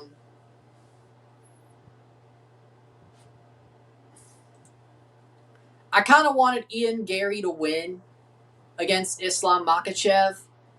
Not because I don't like Makhachev, but I was rooting for the underdog.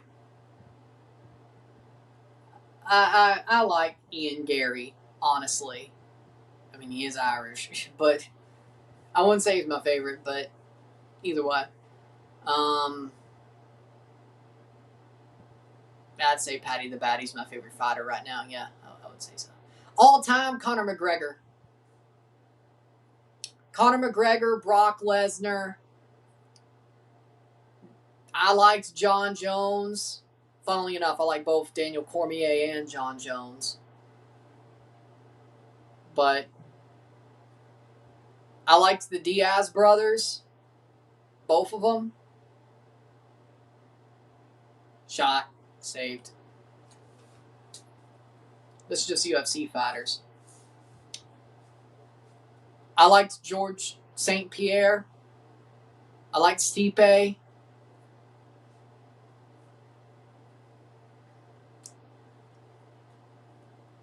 I respect Khabib. I wouldn't say I liked Khabib because, I mean, he was Conor's biggest rival. But Chael Sonnen,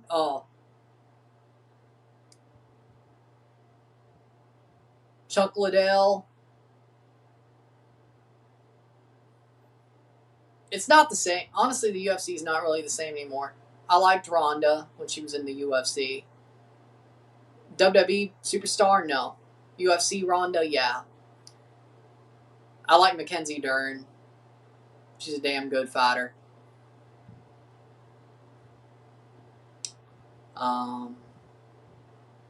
Ken Shamrock.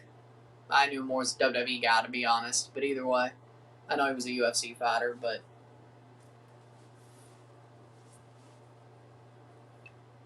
prayers for Egypt coach Hussam Hassani's in the hospital. Yeah, I'm praying for him. It is. I do gotta say, he fainted and had a heart problem while his wives were fighting, and he got sent to the ER. I mean, if he lives, that's kind of a funny story. I mean, I'm not gonna lie, but respect. He's got 2 wives. Respect. Hey, if you have multiple soulmates, I ain't gonna say nothing. Alianza, Panama, 1-2. Did Alianza score either way? Hey, if you have multiple soulmates, I ain't gonna say nothing against it, you know. Or if you just want, well, for me, if I'm gonna have 2 wives, it's gonna be multiple soulmates. Alianza, Panama, ball crossed in. It ain't gonna be just because either way. But yeah, praying for him. Shot in. Alianza, Panama ties it. Or not ties it, but they get one back. It's 1-2. But yeah, prayers for Coach Hassan. Prayers for Musiala too. His wife and daughters from ex-wife got into a fight. He was hit and left unconscious. Oh, so it wasn't he doesn't have 2 wives. So they were lying. As in, it wasn't his wife. It was his ex-wife daughters. Well, I guess he did have a wife before he had a. Either way. But yeah, prayers for him. It's not as funny as the story. It's all over Instagram. And Reddit. Stewart scores. Anthony Stewart scores. Probably because, both his wives were both his wives were fighting.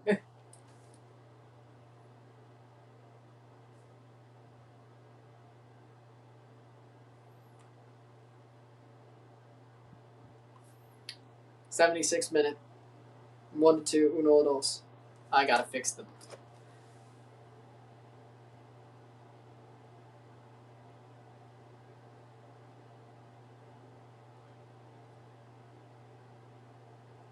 I'm just saying I believe in multiple soulmates, that's all.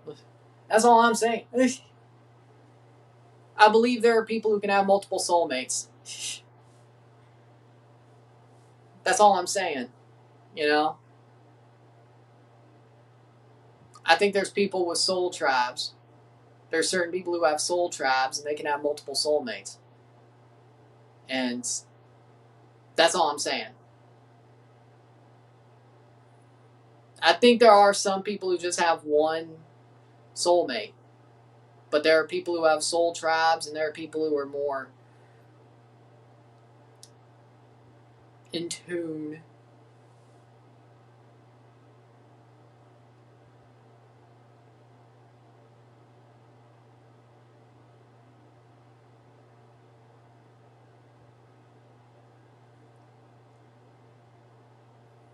I don't know. Either way.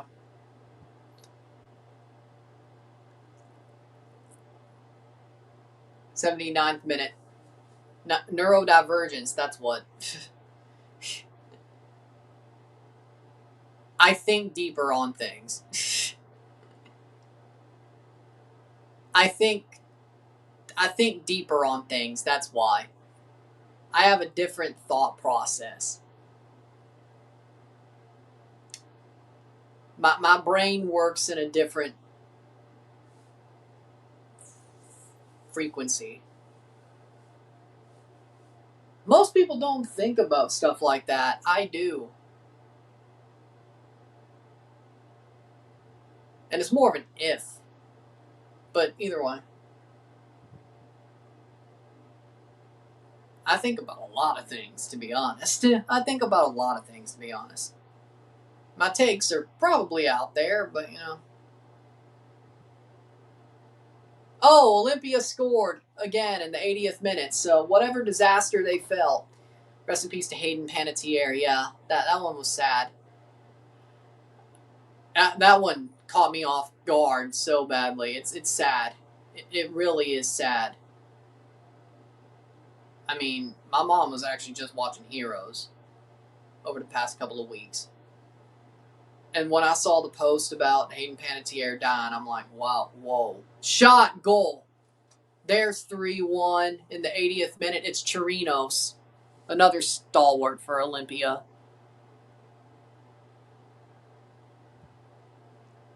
3-1. 3-1. Michael Chirinos in the 80th minute. Yes. How we doing, Captain Falcon? Yep. Good pass off to get him the shot.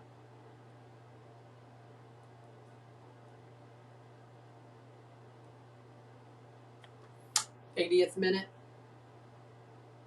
1-3. 1-3.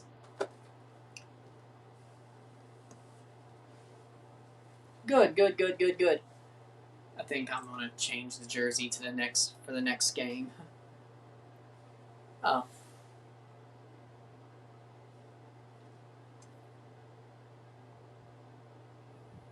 '3-1. 80th minute. Cleared away.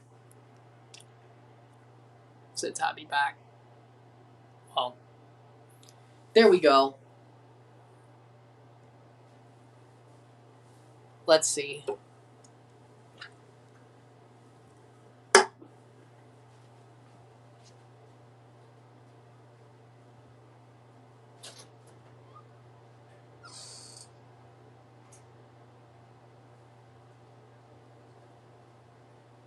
Cross in. Shot. Oh, just wide.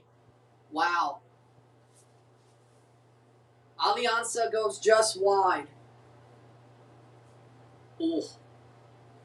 Man, what if that was 2-3?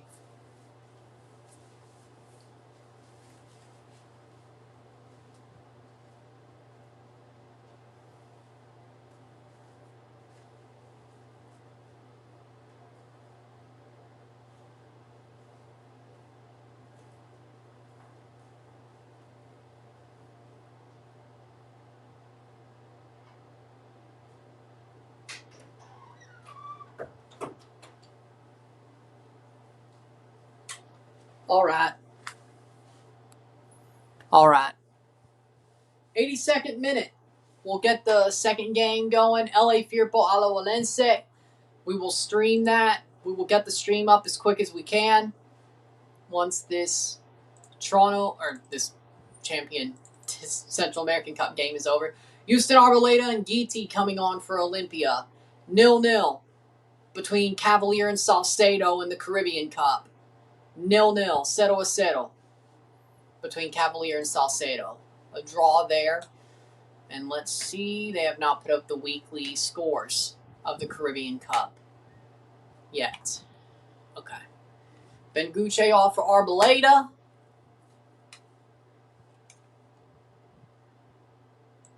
So it is what it is. Either way, we might have a stronger possibility. We have Cavan versus Moore in September. That'll feed families. Well, I mean, hey, I respect the fact that Cavan, he's damn scrappy. Dude's got that Clint Dempsey vibe about him now. I respect it.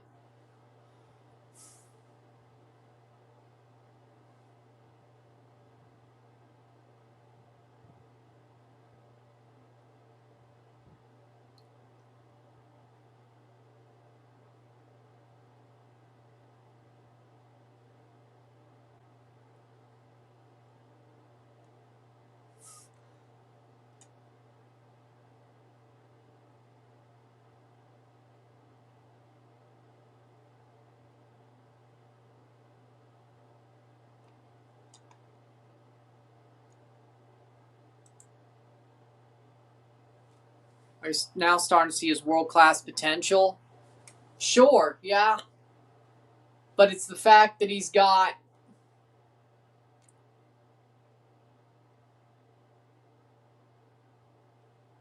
But he's also got that Clint Dempsey dog in him. So if he has world-class potential plus having that dog in him, great. Well.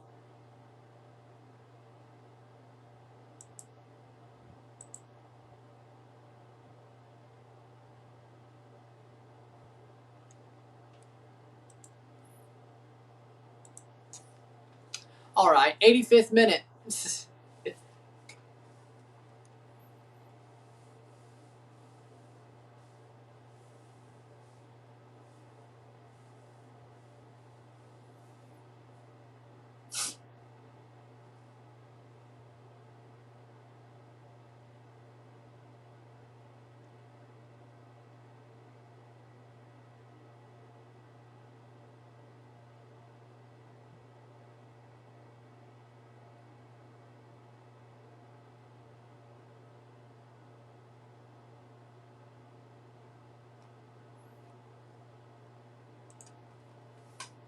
'85th minute.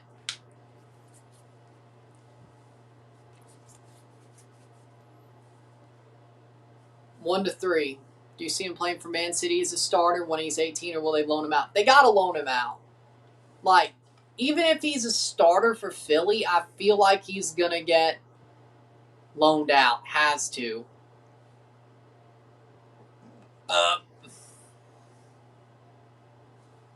Yes. Ryan, team Mississippi, yes. Well, Mississippi State, but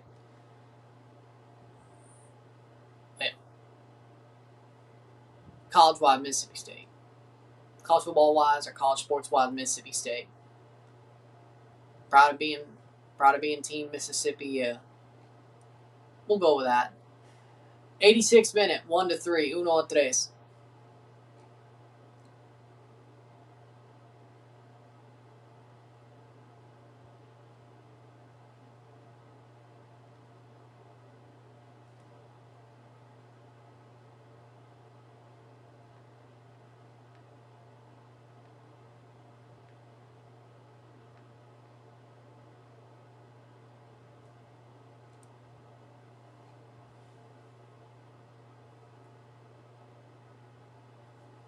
Player down hurt, 87th minute.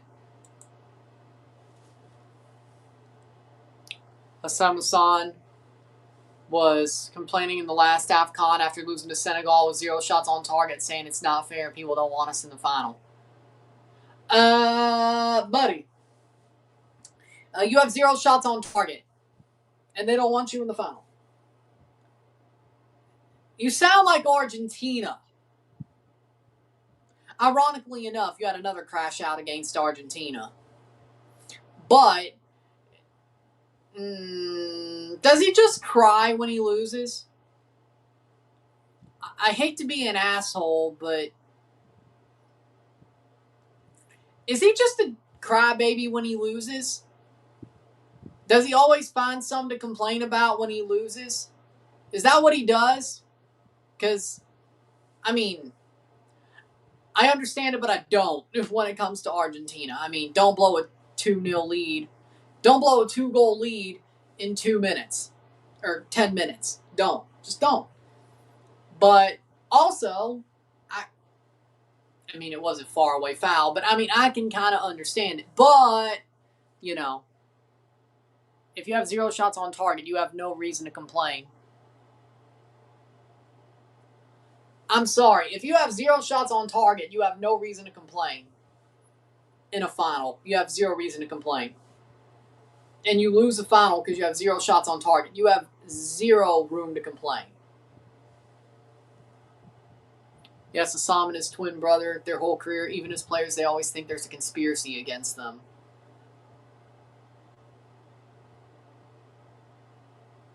Well, there you go.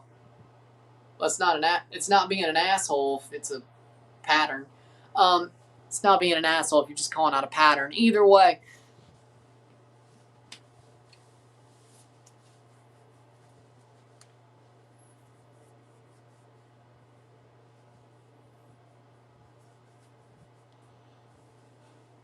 Either way, 89th minute. See how much stoppage time we're going to get. Ball crossed in. Olimpia, as it stands, will be advancing to the round. As it stands, Olimpia will be advancing to the quarterfinal of the CONCACAF, the quarterfinal of the CONCACAF Central American Cup with this win. They are advancing. And they will be playing Saprissa next week for the group win. Alianza eliminated. Mixco, Alianza, Umesi doesn't play, but Mixco and Alianza will be playing a meaningless game next week. Saprissa and Olimpia are playing for the group win. 90th minute. But him and his brother were ballers. You should watch their highlights. Hassan scored 4 goals for Celtic in Europa League. Well, that's pretty good. It's pretty good. 90th minute. See how much stoppage time we get. With a player injured, it might be 5 or 6. 4. 4 minutes of stoppage time. 4 minutes. Throw up the 4s.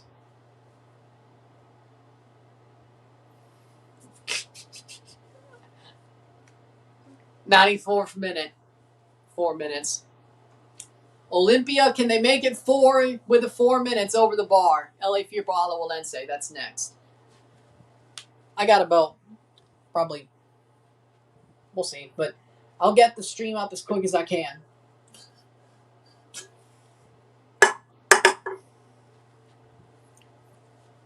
Coelho, corner. But we got Alajuelense, LA Fierpo. We'll review the game if it's a good game. If it's a garbage game, then no. But it is going to be a group advancer, so we got to be a little bit more smart about it. Header. 2 minutes to go, or 3 minutes to go. But Olimpia is advancing to the quarterfinals of the Central American Cup. Saprissa already did. Next week, Saprissa plays Olimpia for the group win. If Olimpia draws, if Olimpia does not score in these last minutes, a draw will mean they finish second. They would have to win if they don't score another goal. If they didn't give up a goal, they would have the goal differential lead. 92 minutes. But since they did, they got to get another goal. To know a draw would still have them win the group.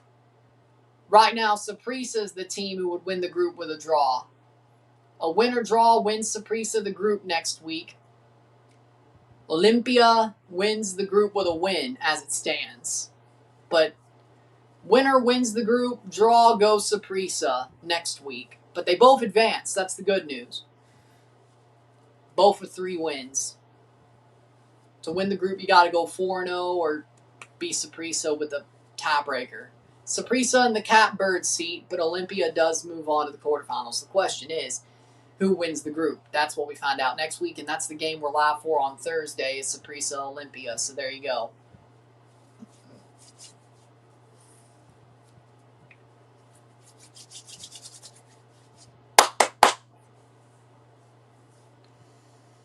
By the end of next week, we'll know our quarterfinalists for the Central American Cup. And we'll still have 2 match days left of the group stage of the Caribbean Cup. Because there's one less round to play, of course. Alianza, Olimpia.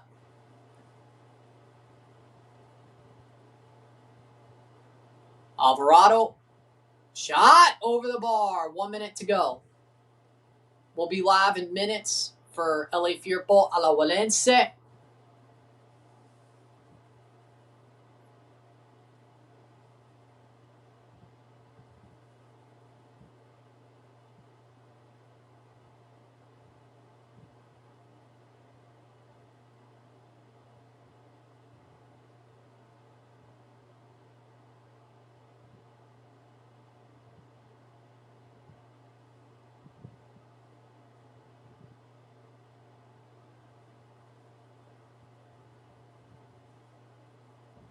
Over the top.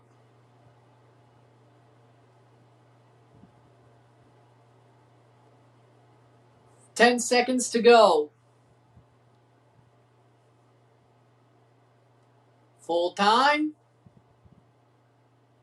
Full time! Olimpia wins 1-3. Sadly enough, 1-3 esta noche. Olimpia ganador.